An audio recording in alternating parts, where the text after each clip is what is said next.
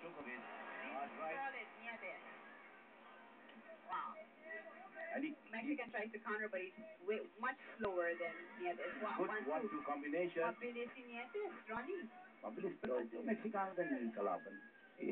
Mabilis din yung Mexicano. Saka matapang. He was sleeping. Oh! Right hook. Wow.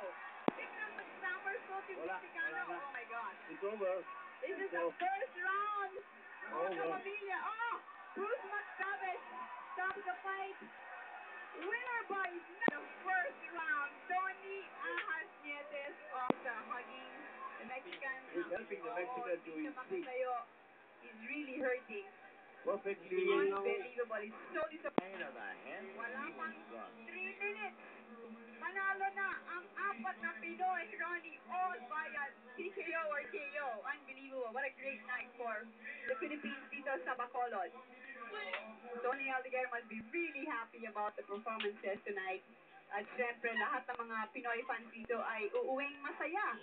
Festival pa naman ang Panaad. So, from here, tuloy ang saya.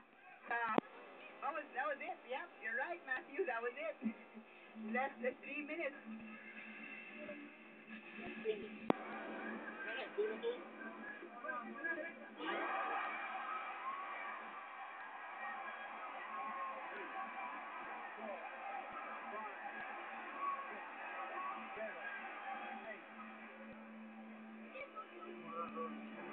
Muntik mag-somersault sa lakas ng suntok ni Nieves. Yeah, he was a perfect. He caught him on the ear. He caught him on the ear. And you know, that's a very delicate place.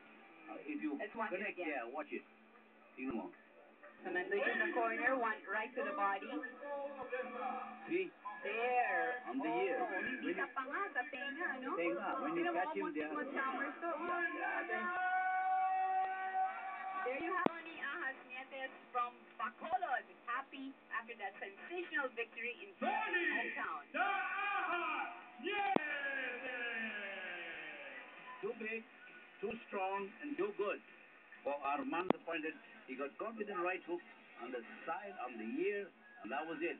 Goodbye, and this has been Night of Knockouts like I predicted. Battle Champion is presented to you by Allah Promotions, ABS-CBN Sports, and Cobra Energy Drink. Been promised by WBO Paco Valcarcel a title shot at the winner for the vacant world title, which is being relinquished by.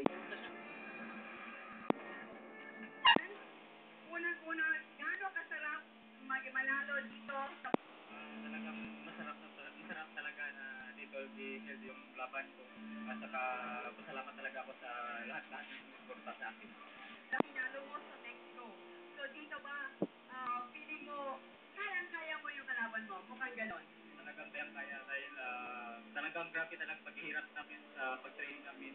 Lahat ginawa namin, naghihirap kami sa pag-training. But pagdating sa laro, ng panahon lang, easy na lang. Anong feeling mo dito? Mas komportable ka ba dito? Mas lumakas ka? Talagang problem din talaga ako. Malakas talaga ako pag angat ng weight. Okay, so title siya sa 108. So mukhang makukuha mo yun. Sana maasa pa rin ako na suportahan ako dito taga Bacolod, lahat na naging dental. July or August, sana suportahan ulit ko yung laban ng title fight dito. Wow, so di na ka... Yes. O sige, patingin mo naman sila sa Ilonggo, sir. Madamo dito salamat sa tanan-tanan nga nagsuporta dire.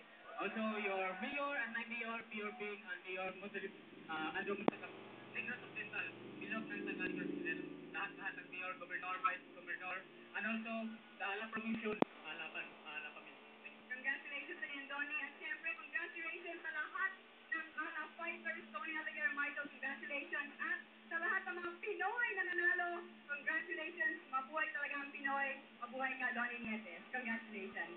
Back to you, Ronnie. Beautiful right hook to the side of the ear, and that was it for Chiquita. He fell down like a banana.